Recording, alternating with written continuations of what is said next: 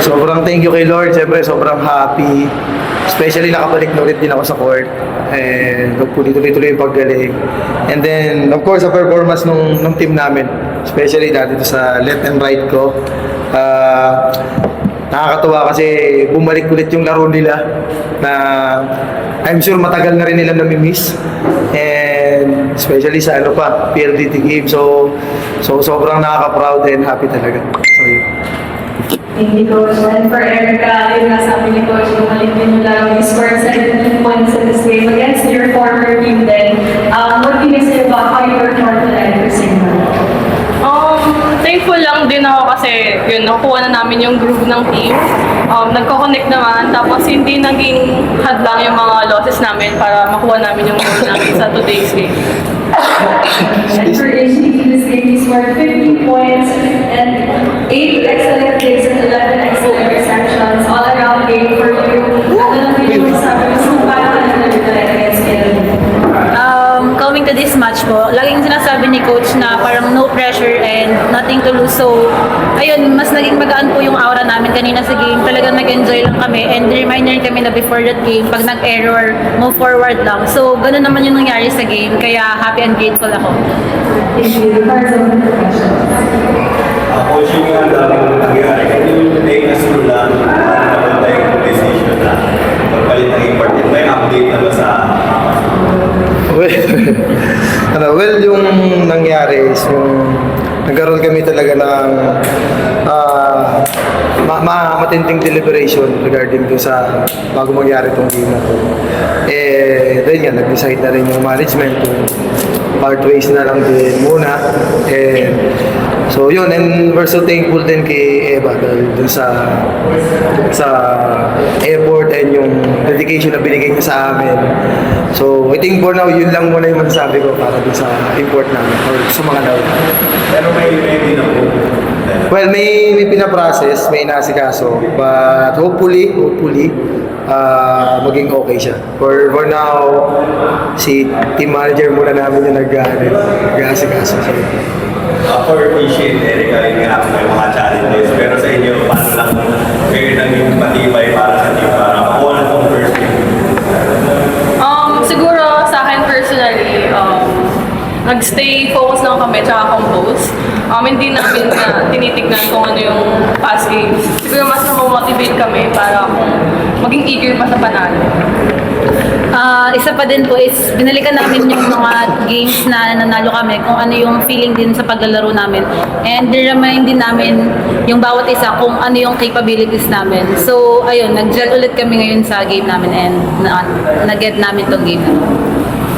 Coach, kakailan mo ulit yun sa import situation na po. Dahil po sa i-impose mo ng liga na medical reason na medical reasons or medical contract and abandonment yung sa pagkakait ng import. So ano po yung official reason po on signals and kung bakit po yung balik na yun?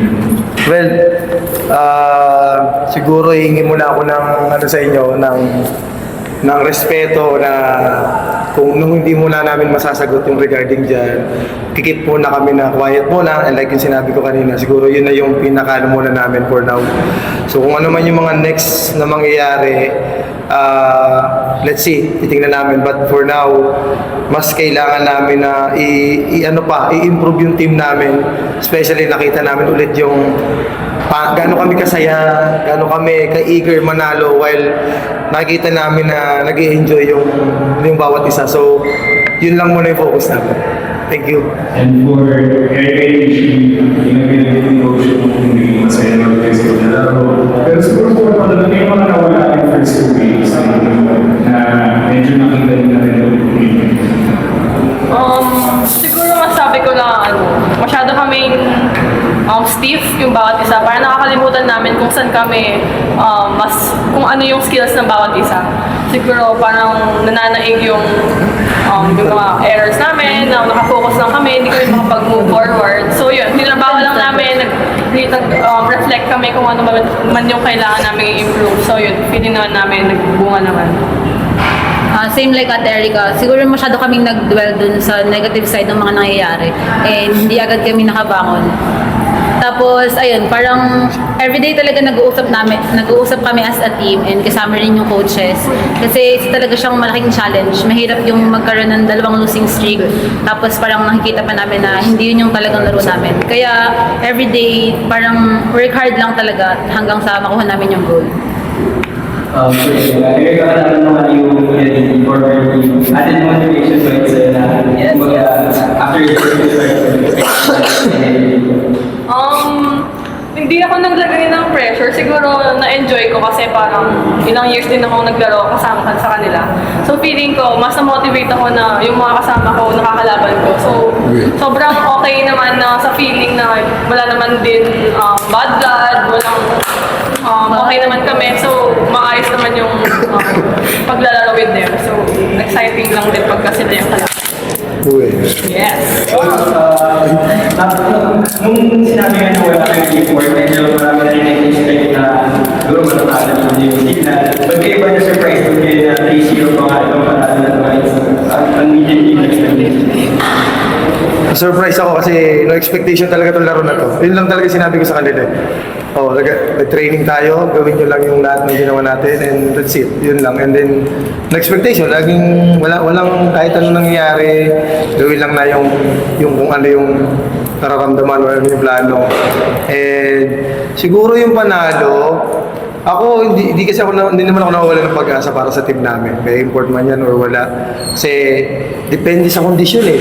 Depende pagka naging kami yung like kanina, kami yung mas okay, kami yung maganda gumalaw. Nakuha namin yung gusto lahat namin gawin. So, napunta sa amin yung panalo. But yung straight set yung medyo nakakagulat. Siyempre, knowing PLDT, alam naman natin na top team yan. So, for us, so sobrang nakaka-proud and happy talaga yung para sa amin. Especially ako, na nagawa namin yung ganong klase ng game again. So, yun.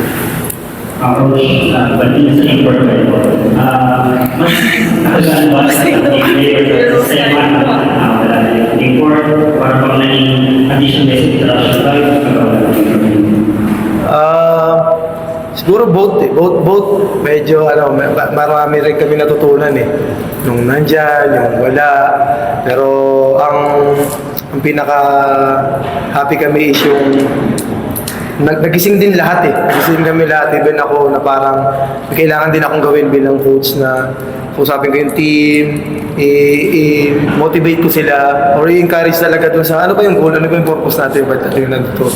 And yung pinarealize din sa kanila na yung mga bagay na ang dami natin kailangan ipagpasalamat, pero mas nagpo-focus tayo dun sa ilang bagay na parang mas nalulungkot tayo. So bakit natin ilaalaw yung ganung bagay? So ayun, and good thing, yesterday talaga yung pinaka matindi pero happy na araw. So nadala namin yun. So ayun.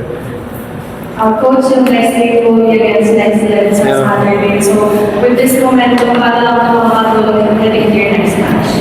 Siyempre, malaking tulong sa amin to dahil talagang yun ang number 1 namin kailangan eh. Manalo muna. So, I think yun, dapat never namin ma-feel na maging complacent dahil mahirap. Mabababa na naman yung performance namin. Siguro, ito yung mas magiging reason mas maging eager kami na mag-perform pa. Especially, we have 3 games na lang. And then, babalik aakyat ulit dun sa kabilang bracket. So, mas magiging intense na rin yung labanan. So, yun, kailangan pangawakan muna namin tong next game namin. Next leg muna. Pag-aandaan muna namin. Ayun. Thank you. Thank you.